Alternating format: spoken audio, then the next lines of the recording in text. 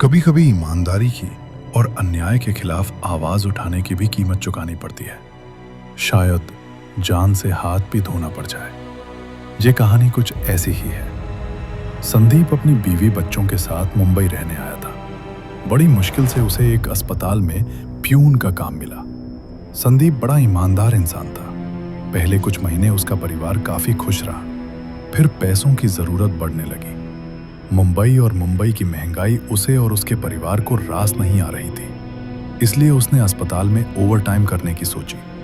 सब कुछ अच्छे तरीके से चल रहा था, पर एक दिन उसे कुछ ऐसी चीजें पता चली जिसने उसके दिल में वहां के स्टाफ और डॉक्टरों के लिए घृणा भर दी। दरअसल वहां देर रात मानवीय शारीरिक अंगों की तस्करी हो रही थी, जो गैर कानूनी थी।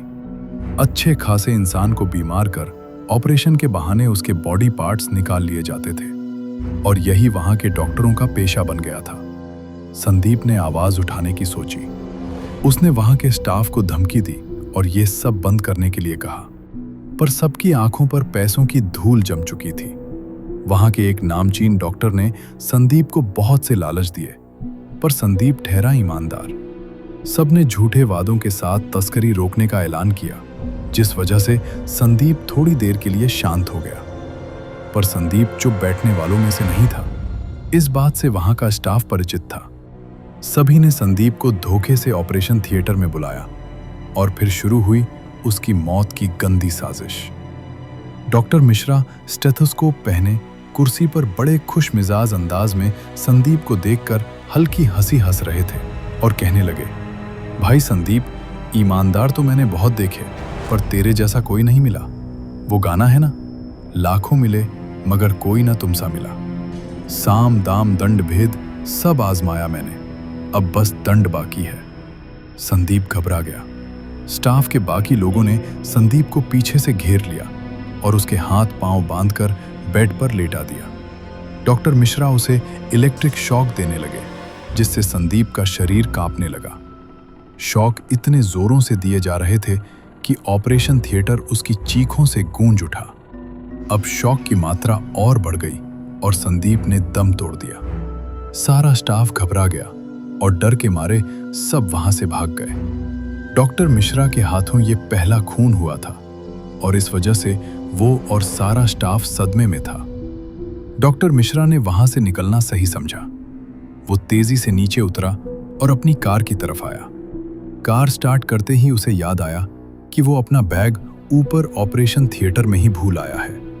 वो तेजी से ऊपर भागते हुए आया और देखा तो ऑपरेशन थिएटर से लाश गायब थी। ये चौंकाने वाली बात थी।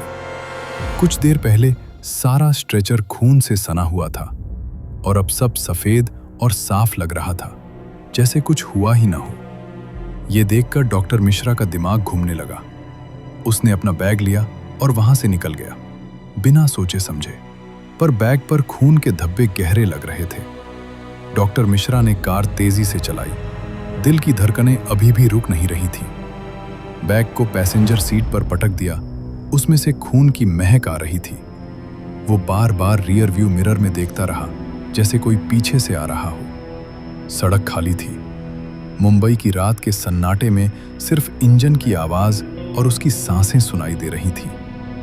घर पहुंचते ही उसने दरवाजा बंद किया, ताले लगाए, फिर बैग को बाथरूम में ले जाकर खोला। अंदर स्टेथोस्कोप, कुछ दवाइयां और वो खून से सना हुआ गाउन था। उसने सब कुछ सिंक में डालकर पानी खोल दिया, लेकिन खून के धब्बे जैसे चिपके हुए थे। हाथ धोते धोते उसे लगा कि पानी गर्म नहीं, ठंडा है, बहुत ठंडा। अचानक लाइट्स फ्लिकर करने लगी। वो घबरा गया। क्या हो रहा है, उसने खुद से कहा। फिर कमरे में एक हल्की सी आवाज आई, जैसे कोई फर्श पर पैर घसीट रहा हो। डॉक्टर मिश्रा ने पीछे मुड़कर देखा। कोई नहीं था, लेकिन बेडरूम के दरवाजे पर एक परछाई दिखी, संदीप जैसी। वही प्यून की यूनिफॉर्म, लेकिन चेहरा धुंधला था, आंखें सफेद। तू मर गया था, मिश्रा चीखा और पीछे हटा। छाया धीरे धीरे आगे बढ़ी। मैंने तो बस अपना काम किया था, तूने खुद अपनी जान दी। छाया रुकी, फिर एक फुसफुसाहट आई। जैसे संदीप की आवाज, लेकिन बहुत दूर से। ईमानदारी की कीमत अब तुम चुकाओगे। अगले दिन सुबह अस्पताल में हड़कंप मच गया।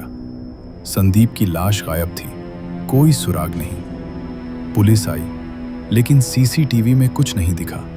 बस ऑपरेशन थिएटर में लाइट्स फ्लिकर हुई और सब कुछ सामान्य हो गया। स्टाफ में से कई ने इस्तीफा दे दिया, कुछ ने शहर छोड़ दिया। डॉक्टर मिश्रा अब घर से बाहर नहीं निकलता था। वो रातों में जागता रहता, दरवाजे पर दस्तक सुनता। कभी कभी उसे लगता कि कोई उसके बिस्तर के पास खड़ा है, स्टेथोस्कोप कान में लगाकर उसकी धड़कन सुन रहा है। दिल अभी भी धड़क रहा है, अच्छा है, वो फुसफुसाता। एक रात जब बारिश हो रही थी, मिश्रा ने देखा कि उसका बैग, वो खून वाला बैग, अलमारी में नहीं था। वो बेड पर पड़ा था और उसमें से कुछ निकल रहा था। एक हाथ, संदीप का हाथ। उंगलियां हिल रही थी जैसे कोई जिंदा हो। मिश्रा चीखा, भागा, लेकिन दरवाजा नहीं खुला।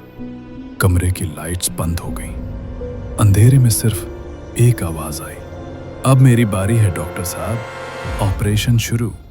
सुबह पड़ोसियों ने दरवाजा खटखटाया, कोई जवाब नहीं। पुलिस ने जबरन दरवाजा तोड़ा।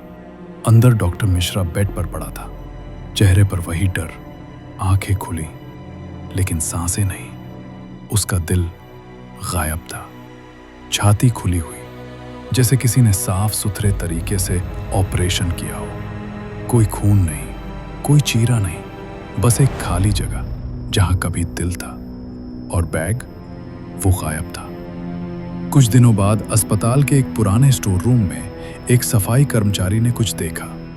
एक पुराना स्ट्रेचर, उस पर खून के धब्बे। लेकिन सबसे अजीब बात, स्ट्रेचर के नीचे एक स्टेथोस्कोप पड़ा था और उसकी ट्यूब में फुसफुसाहट आ रही थी, जैसे कोई अभी भी सुन रहा हो। ईमानदारी कभी नहीं मरती डॉक्टर साहब, कभी नहीं। मुंबई की उन गलियों में जहां पैसा बोलता है, आज भी कुछ लोग कहते हैं कि रात के 2 बजे अस्पताल के पीछे वाले गेट पर एक आदमी खड़ा मिलता है, प्यून की यूनिफॉर्म में। वो बस देखता है, चुपचाप। लेकिन जिसकी नजर उस पर पड़ जाती है, उसका दिल अगले दिन धड़कना बंद कर देता है। क्योंकि न्याय की कीमत चुकानी पड़ती है, चाहे जिंदा हो या मरकर। अस्पताल बंद हो चुका था। बोर्ड पर लिखा था, सुरक्षा कारणों से अस्थायी रूप से बंद। लेकिन रात में कोई लाइट जलती दिखती थी, ऑपरेशन थिएटर की। लोग कहते थे कि वो लाइट खुद ब खुद जल जाती है, कोई स्विच नहीं छूता। एक युवा जर्नलिस्ट रिया मुंबई की इन अफवाहों पर डॉक्यूमेंट्री बना रही थी। नाम रखा था दिल की कीमत। वो रात को छिपकर अस्पताल के पीछे वाले गेट पर जाती। कैमरा ऑन, रिकॉर्डिंग चल रही।